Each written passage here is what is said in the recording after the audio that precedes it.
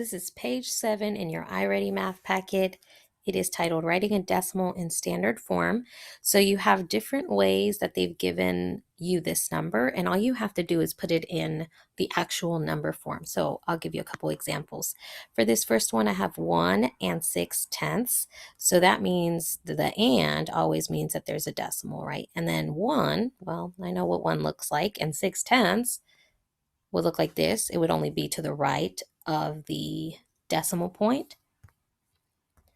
I have the chart here in case you need that. So please pause your screen and use this throughout throughout working on page 7, and that would probably help you out if you need to know where does my number need to stop. So if it's named after the 10th place, that means that it is stopping in the 10th place. So you know that it should look like this.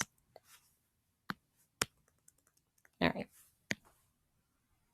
So again, this is 1 and 6/10. It looks like that. And then number 2 says 8 and 11 hundredths. So again, this is my decimal point. To the left, I have the number 8.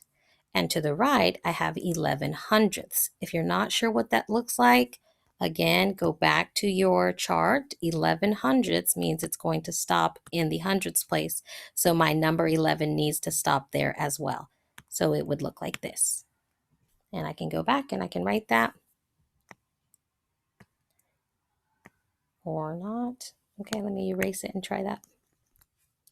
So it would be 8 and 11 hundredths, just like that.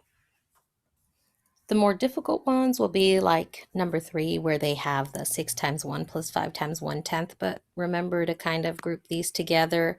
The addition sign kind of break up the numbers that are in your, or the digits that are in your number. So 6 times 1 means 6 ones.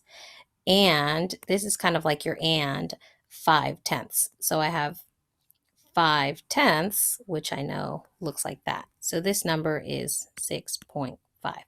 So you could also use your chart like 6 times 1. So in the ones place, I would have a 6. And I could write that in.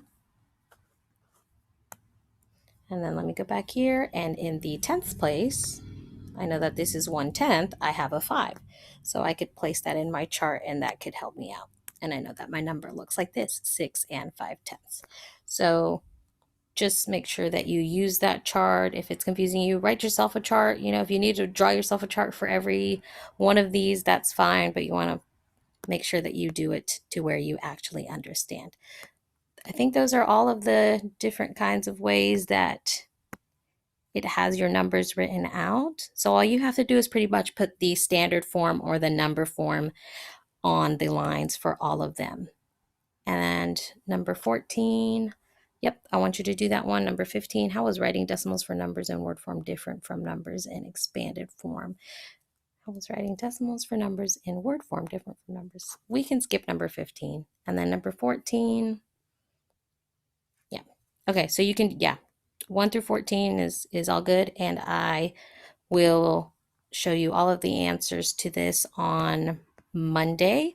This is it for videos for the week. I'm not going to upload anything on Saturday or Sunday. I'm going to take a much needed break, and you guys also need to take a break. So try not to do any schoolwork on the weekend. Enjoy it. Pick back up on Monday and start fresh. Okay, so I will see you guys then, and take care. Okay, so I almost forgot to give you the answer key. So anyway, here is the answer key for reading a decimal in word form. I'm going to kind of scroll up slowly so you guys can see that. And I decided to include my face in this last part of the video since a couple of you wanted to see me. So hi, I miss you guys. And I hope to see you guys soon. There's the rest of the answer key.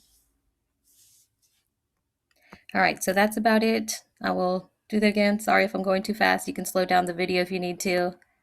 But again, just wanted to say hi, and I hope to see you guys soon.